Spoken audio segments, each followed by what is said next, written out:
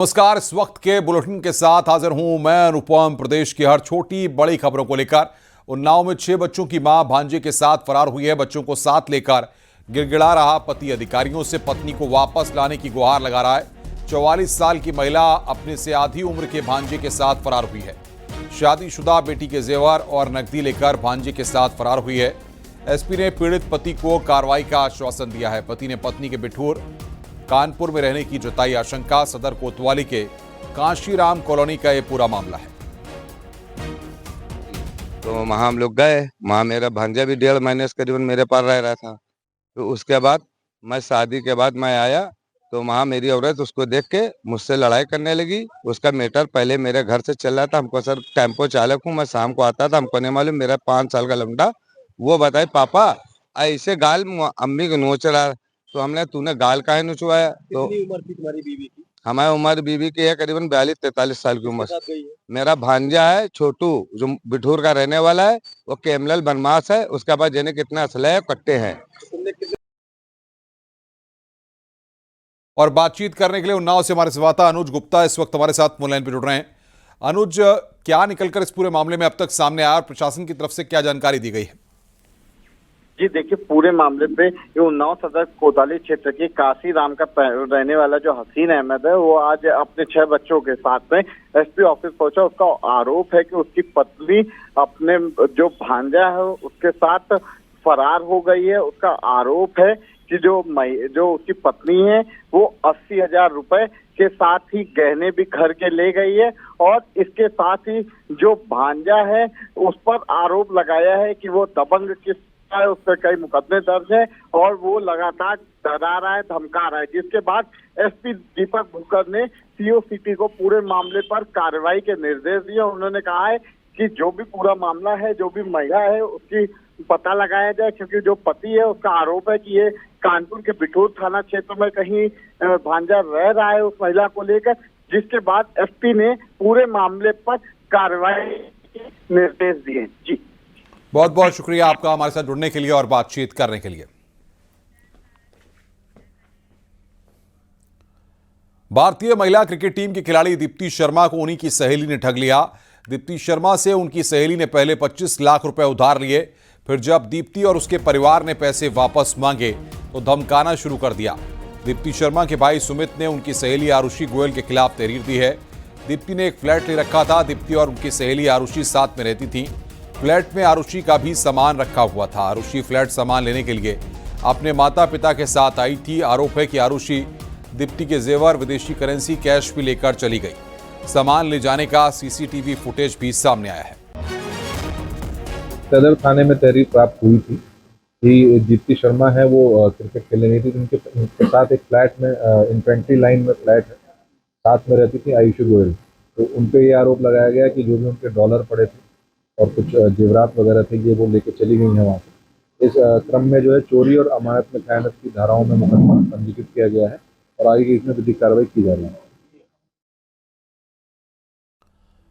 कानपुर में अवैध तरीके से रह रहे रोहिंग्या को गिरफ्तार किया गया है। वो 8 साल से शुक्लागंज के मनोहर नगर में परिवार के साथ रह रहा था। वो यहां पर रहकर ऑटो चला रहा था। शक होने के बाद पुलिस ने सख्ती से पूछताछ की तो वो टूट गया। पूछताछ में उसने बताया कि वो म्यांमार का रहने वाला है और बांग्लादेश से होते हुए भारत पहुंचा है। बांग्लादेश के डिटेंशन सेंटर में भी वो 3 साल रहा। इसके बाद असम पहुंचा और वहां पर कानपुर आ गया। यहाँ शुक्लागंज के मनोहर नगर में उसकी बहन अपने पति और बच्चों के साथ रहती थी। यहाँ उसने बहन बहनोई की मदद से फर्जी आधार कार्ड बनवाया। इसके बाद डीएल बनवाया और ऑटो चलाने लगा। मालूम चला कि जो व्यक्ति है वो म्यांमार का रहने वाला है। उसने अपना नाम मोहम्मद साहिल बताया और उसने ये भी बताया कि अभी फ़िलहाल यहाँ पे उन्नाव में वो शुक्लागंज करके एक जगह है, वहाँ पे वो निवासी है और उसके साथ में कई उसके परिवार के लोग वहाँ पे निवास कर रहे हैं। पुलिस ने जब उससे गहनता से उसकी छानबीन भी की तो उसके पास से एक आधार कार्ड मिला। आधार कार्ड के संबंध में जब उससे पूछा गया तो वो बता नहीं पाया कि किस तरीके से वो आधार कार्ड बनाया, लेकिन ये है कि चूँकि वो मूल निवासी म्यांमार का है। पुलिस को वाहन चेकिंग में मिला रोहनिया। साहिल को पुलिस ने किया गिरफ्तार। आइए विस्तार से जानिए साहिल कौन है। दरअसल साहिल एक ऑटो ड्राइवर है जो म्यांमार का रहने वाला है, जो पिछले लगभग 8 वर्षों से शुक्लागंज उन्नाव में अपने परिवार के 10 सदस्यों के साथ रह के रह रहा था। उसने यहाँ का अपना आधार बनाया और आधार बनाने वाला व्यक्ति का खुद का अपना कोई आधार नहीं था। उसने 1200 रुपये में इसका आधार बनाया और उसके पूरे परिवार का कार्ड बनाया और ये संदिग्ध रूप से यहाँ रह रहा था। अपनी पहचान को जहाँ एक और इसने छुपाया तो वहीं पुलिस को कई घंटे तक इसने गुमराह भी किया। जब पुलिस के अधिकारियों ने कड़ाई से पूछताछ की तो इस ऑटो चालक ने एक एक करके सारी चीज़ें पुलिस को सीरीज के हिसाब से या सिलसिलेवार तरीके से बता दिया। पुलिस इसके अन्य घर के सदस्यों तक पहुंचने का प्रयास कर रही है और इनके परिवार की कुंडली खंगालने में लगी और ये पता लगाने का प्रयास करी कि वो व्यक्ति कौन है जिसने 1200 रुपये में इसका आधार बनाया। विजिलेंस आशीष पांडे के साथ अमित गंजू, न्यूज़ 18 कानपुर। झारखंड से फरार नक्सली का वाराणसी में इलाज करवाने के मामले में हॉस्पिटल प्रशासन की भूमिका की भी जांच की जा रही है। वो 17 मई को सुरक्षा बलों के साथ मुठभेड़ में घायल होने के बाद फरार हो गया था। 19 मई को वाराणसी पहुंचकर निजी हॉस्पिटल साइंस सिटी में इलाज करवा रहा था। झारखंड पुलिस के इनपुट पर वाराणसी पुलिस ने हॉस्पिटल में छापा मारा और जांच के बाद सच सामने आया। आरोप के मुताबिक हॉस्पिटल प्रशासन ने पुलिस को नक्सली के इलाज की सूचना नहीं दी थी।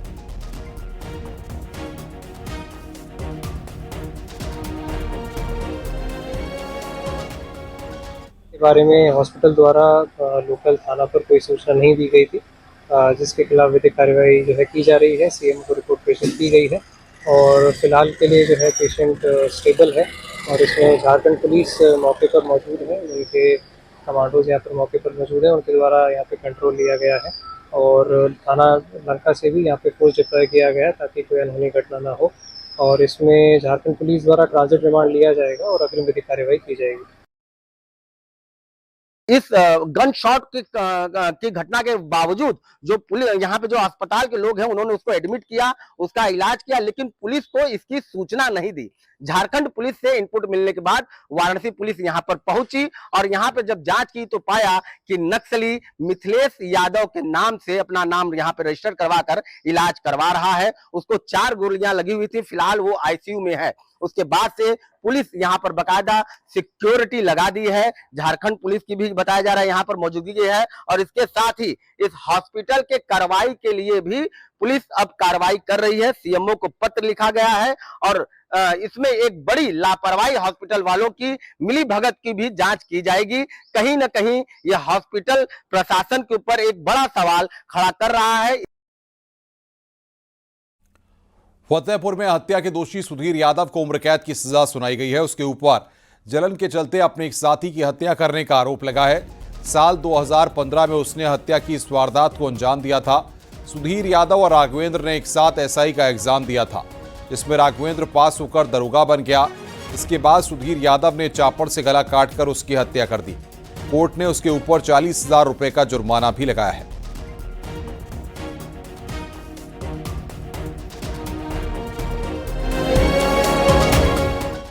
गोंडा में जेसीबी से मजार की खुदाई के दौरान मिट्टी में दबने से 3 लोगों की मौत हो गई। बताया जा रहा है कि मजार के बगल में खुदाई हो रही थी, मिट्टी ढह जाने से यह हादसा हुआ। 2 लोगों की मौके पर मौत हुई है, जबकि एक शख्स की इलाज के दौरान मौत हो गई। छपिया थाना क्षेत्र की यह घटना है। बताया जा रहा है कि बिना अनुमति जेसीबी से खुदाई हो रही थी। आरोप के मुताबिक हादसे के बाद परिजनों और ग्रामीणों ने गड्ढे को भर दिया। घटना की जानकारी मिलने पर मौके पर पहुंचे एसडीएम ने मामले की जांच पड़ताल शुरू कर दी है। बीजेपी विधायक प्रभात वर्मा ने हादसे की मजिस्ट्रेटी जांच की बात कही है। पिपरा महिम गांव में एक व्यक्ति अपने पिता की मजार का चौड़ीकरण का कार्य जेसीबी की मदद से कर रहा था। इसी बीच मिट्टी की दीवार ढहने से 4 व्यक्ति उसमें दब गए, जिन्हें बाहर निकाला गया और उपचार हेतु सीएससी सादुल्ला नगर ले जाया गया, जहां से एक व्यक्ति को बेहतर उपचार हेतु जिला हॉस्पिटल गोंडा भेजा गया है।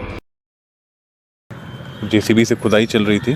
कुछ ये जो मजार आप पीछे देख रहे हैं, इस मजार पे दीवार वगैरह कुछ खड़ी करना चाह रहे थे। नहीं, परमिशन तो कोई इस चीज़ की नहीं ली गई थी और ये इनकी खुद की खाते की भूमि थी, तो परमिशन वैसे मिट्टी खनन की ली जाती है, पर जैसा दिख रहा है यहाँ पर भी प्राइमा फेसी वो कुछ इसमें निर्माण वगैरह अपना करना चाह रहे थे, उसकी नींव खोदने की संभावना लग रही है।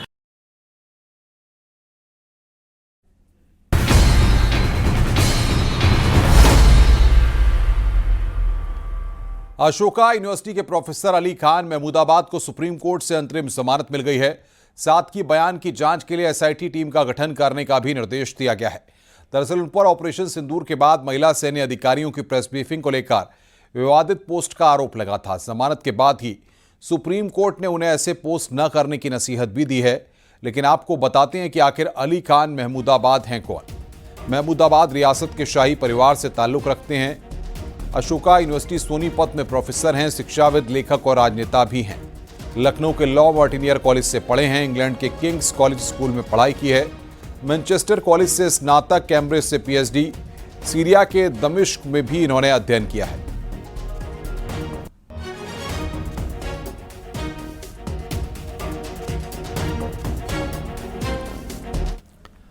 महमूदाबाद रियासत से ताल्लुक रखने वाले अली खान महमूदाबाद नेता भी रह चुके हैं। इनका राजनीतिक इतिहास समाजवादी पार्टी से जुड़ा है, इनके पिता का कांग्रेस से। लेकिन सबसे अहम बात यह है कि इस महमूदाबाद रियासत का इतिहास मोहम्मद अली जिन्ना से कैसे जुड़ा, वो आप समझिए। अली खान महमूदाबाद के दादा थे मोहम्मद आमिर अहमद खान। मोहम्मद आमिर अहमद खान जिन्ना के खास थे। मुस्लिम लीग की स्थापना में जिन्ना के साथ थे। मुस्लिम लीग के लिए जिन्ना को खूब पैसे दिए। मोहम्मद आमिर अहमद मुस्लिम लीग के कोषाध्यक्ष रहे। विभाजन के बाद 1957 में वो पाकिस्तान चले गए। मोहम्मद आमिर अहमद खान कराची में जा बसे। पत्नी और बेटे ने पाकिस्तान जाने से मना किया। 1965 में सरकार ने उनकी बड़ी संपत्ति जब्त कर ली।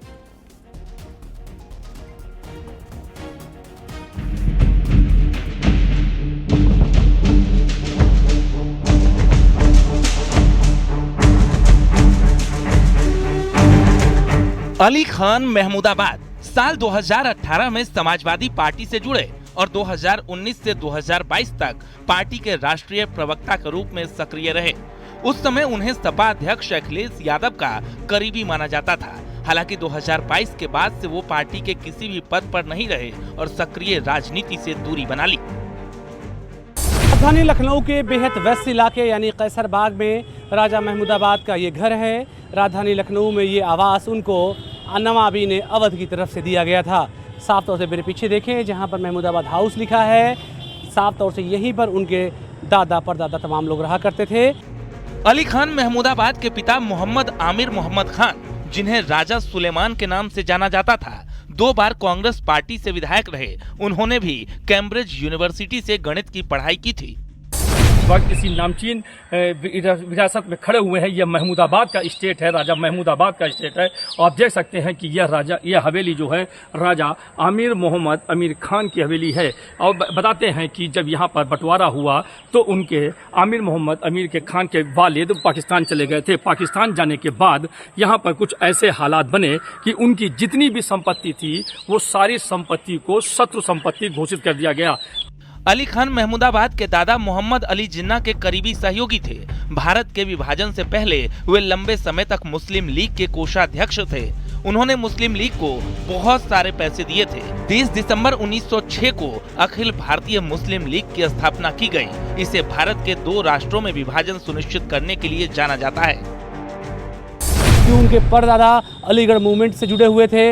लखनऊ विश्वविद्यालय को बनाने का उनको श्रेय जाता है। लेकिन उनके जो दादा थे वो मुस्लिम लीग के आंदोलन से जुड़े हुए थे, यानी कि मुस्लिम लीग में मोहम्मद अली जिन्ना के वो खासम खास साथी माने जाते थे।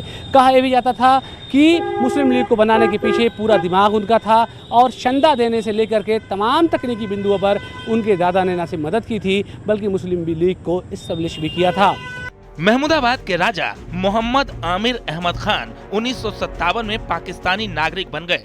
उनकी पत्नी और बेटे ने पाकिस्तान न जाने का फैसला किया, लेकिन उनकी बची हुई बड़ी संपत्ति को भारत पाकिस्तान युद्ध के कारण 1965 में सरकार ने जब्त कर ली। 2005 के फैसले तक वो संपत्ति उनके अधिकार में नहीं थी। Bureau report, news 18।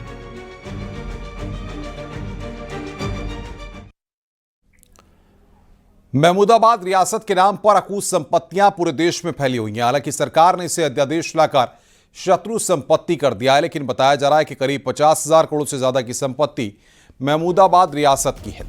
2006 तक 50,000 करोड़ से ज्यादा की शत्रु संपत्ति का आकलन किया गया था। सीतापुर, लखनऊ, लखीमपुर, नैनीताल, दिल्ली में पैलेस, लखनऊ में 200 से ज्यादा शत्रु संपत्तियां, बटलर पैलेस, हजरतगंज मार्केट। शत्रु संपत्ति देश भर में राजा महमूदाबाद की 980 शत्रु संपत्तियां, इराक, पाकिस्तान और अन्य देशों में संपत्तियों में संपत्तियां होने की बात कही जाती है। देखिए रिपोर्ट।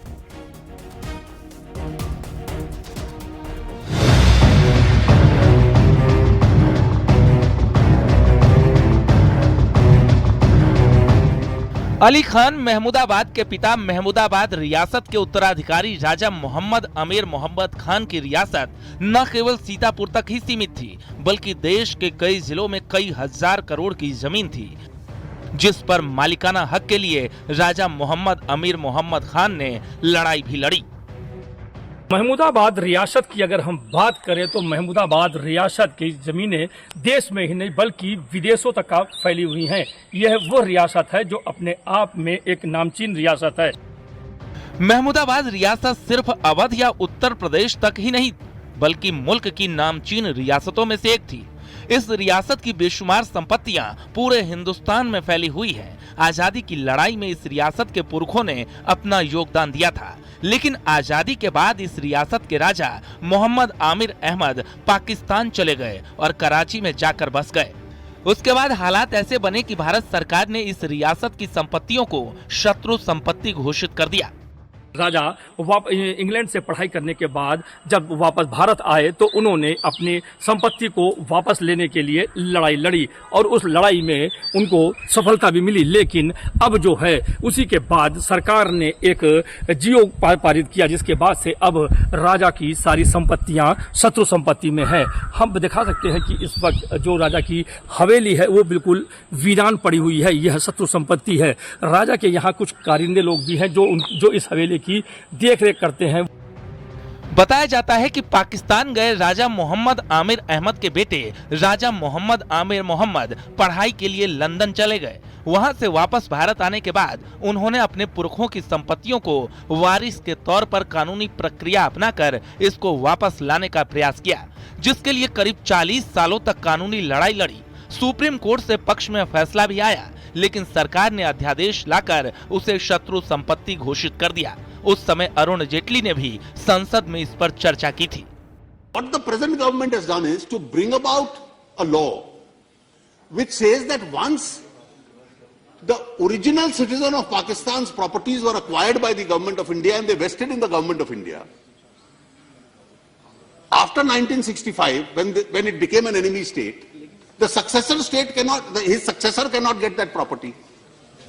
अली खान महमूदाबाद के पिता यानी मोहम्मद आमिर मोहम्मद अवध क्षेत्र में लोकप्रिय नेता के तौर पर जाने जाते थे।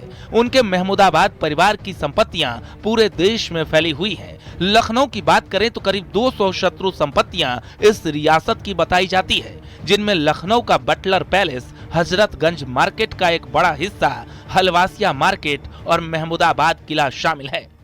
शत्रु संपत्ति का पूरा एक बड़ा मामला देखने को मिला था राजधानी लखनऊ में। इनमें हलवासिया की बड़ी मार्केट, हजरतगंज की बड़ी मार्केट समेत बटलर पैलेस की बहुत सारी करोड़ों की प्रॉपर्टी का मामला था।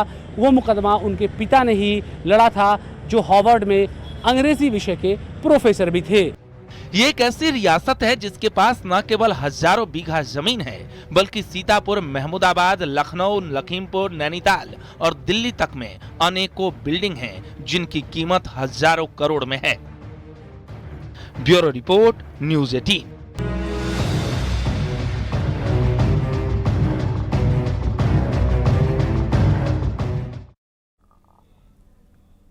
कासगंज जिले में देर रात आंधी तूफान से काफी नुकसान हुआ। जिले में आंधी तूफान से हुए हादसों में 6 लोगों की मौत हो गई, वहीं 5 से ज्यादा पशुओं की भी मौत हो गई। जिले के अलग अलग स्थानों पर हजारों की संख्या में सड़क पर पेड़ गिर गए, इसमें 12 से ज्यादा लोग घायल भी हो गए। कोतवाली सोनो क्षेत्र के लहरा और दूरीचंदपुर बड़ौदा गांव में बिजली के तारों से उठी चिंगारी उठने से करीब 15 घरों में आग लग गई। सूचना पर पहुंची पुलिस प्रशासन के अधिकारी लोगों की मदद में जुटे हुए हैं। प्रशासन की ओर से नुकसान का सर्वे कराया जा रहा है, जिसके बाद पीड़ितों को आर्थिक मदद दी जाएगी। जनपद और आसपास काफी तेज तूफान और बाउंडर आया हुआ था, जिसके वजह से कई 100 पेड़ भी गिरे हैं अलग अलग स्थानों पे, और उसमें दबने से और 1-2 झोपड़ियां गिरने से भी लगभग 5-6 जानवर जो है मृतक हो गए दबने से, और 6 आदमी भी अलग अलग गाँवों में, तीनों तहसीलों में मृतक हुए हैं, जिनका पोस्टमार्टम कराया जा रहा है। और सभी को आपदा मद के तहत सहायता राशि भी उपलब्ध कराने की पूरी प्रक्रिया चल रही है। हमारे अधिकारी गांवों में हैं, तहसीलदार, नायब तहसीलदार, और 3 गांवों में आग लगी थी। वहां पर भी जिन लोगों के घर और सामान जले हैं उनका भी पूरी तरह से सूची बना करके रिपोर्ट तहसीलों में इकट्ठा हो रही है, और उनको भी सहायता राशि सभी को दी जाएगी। आजमगढ़ जिले के सराय मीर थाना क्षेत्र में बेकाबू स्कूल बस ने 11 साल के बच्चे को टक्कर मार दी। इस हादसे में उसकी मौत हो गई। बच्चे की मौत से गुस्साए लोगों ने बच्चे को उतारकर बस में तोड़फोड़ की और बाद में उसे आग के हवाले कर दिया। गुस्साए लोगों ने रोड जाम भी कर दिया। हंगामे की सूचना के बाद स्थानीय पुलिस के साथ ही आला अधिकारी मौके पर पहुंचे और लोगों को समझा बुझाकर शांत कर जाम हटाया। पुलिस ने बच्चे के शव को कब्जे में पोस्टमार्टम के लिए भेज दिया है और मामले की तफ्तीश में जुट गई है।